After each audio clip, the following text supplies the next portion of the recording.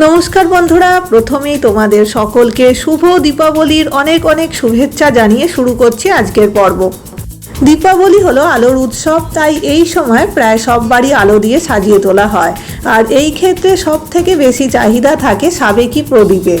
তাই আজ প্রদীপ আকারে মিষ্টি তৈরি করছি, যা আলো ছড়াবে মিষ্টি মুখের পাতে। এখানে আমি 200 গ্রাম ছানাকে একদম জল ঝরিয়ে রেখে দিয়েছিলাম, সেটা খুব ভালো করে ম্যাশ করে নিচ্ছি। এই সন্দেশ তৈরির সবচেয়ে গুরুত্বপূর্ণ অংশই হলো ছানা মাখাটা। এটা যত ভালো হবে, যত মোলায়েম হবে, তত সুন্দর মিষ্টিটা তৈরি হবে। কমপক্ষে 5-6 মিনিট এইভাবে ম্যাশ করে যেতে হবে।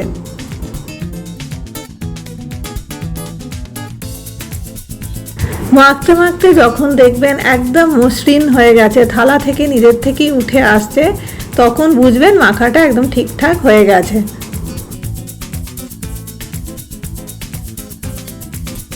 এবার এই মাখাটা থেকে আমি দুটি আলাদা অংশে ভাগ করে নিলাম, আর দুটি আলাদা বাটিতে আমি এগুলো রেখে দিচ্ছি।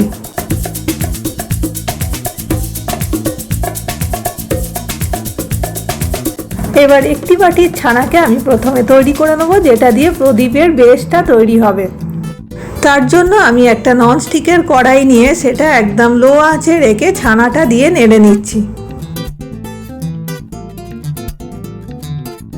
এবার এর মধ্যে আমি 1 টেবিল স্পুন কোকো পাউডার আর 3 টেবিল স্পুন চিনি দিয়ে নাড়তে থাকবো।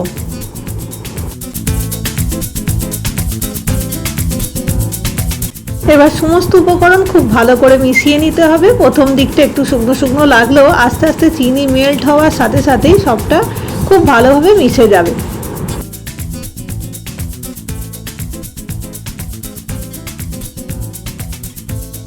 5-7 মিনিট হয়ে গেল। এইভাবে আমি ক্রমাগত নেড়ে চলেছি, গ্যাসের আঁচ একদম লোতে রেখে।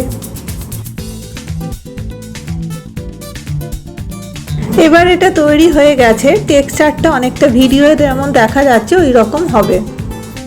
প্রথম বাটির ছানাটা তাহলে তৈরি হয়ে গেল, এটা দিয়ে প্রদীপ তৈরি হবে। এরপর আমি দ্বিতীয় বাটির ছানাটা রেডি করে নিচ্ছি।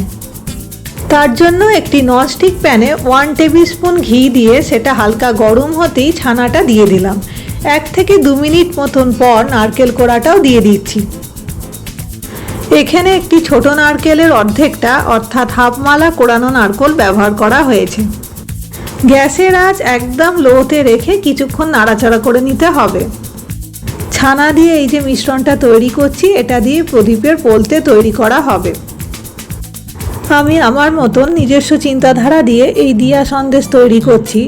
আপনাদের মাথায় যদি আরও নতুন কোনো আইডিয়া থাকে সেটা অবশ্যই যুক্ত করতে পারেন এবং আমার সাথেও শেয়ার করতে পারেন। এটা যতক্ষণে তৈরি হচ্ছে সেই সময়টা আমি খানিকটা আমন্ড বাদাম নিয়ে মিক্সিতে গুঁড়ো করে নিচ্ছি। এই গুঁড়োটা আমি প্রদীপের মধ্যেখানে কাল্পনিক তেল হিসাবে দেব। এটাও তৈরি হয়ে গেছে। এবার আমি এটা নামিয়ে নেব। এবার আমার ঘরের দিওয়ালি স্পেশাল দিয়া সন্দেশ আমি গড়ে নেব। আপনারা দেখতে থাকুন কিভাবে তৈরি করছি। আর যদি ভিডিওটা ভালো লেগে থাকে তাহলে একটা লাইক করে দেবেন।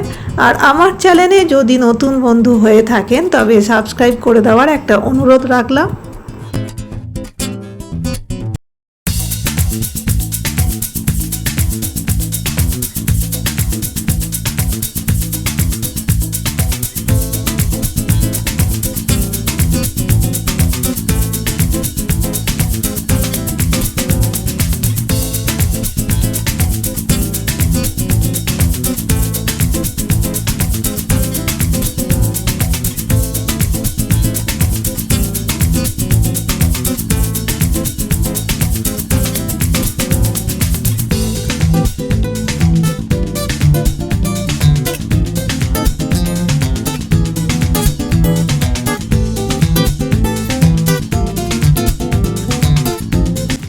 তৈরি হয়ে গেল আজকের রেসিপি দিয়া সন্দেশ। এটা আপনারা বাড়িতে ট্রাই করলেই বুঝতে পারবেন এটা কতটা টেস্টি হয়।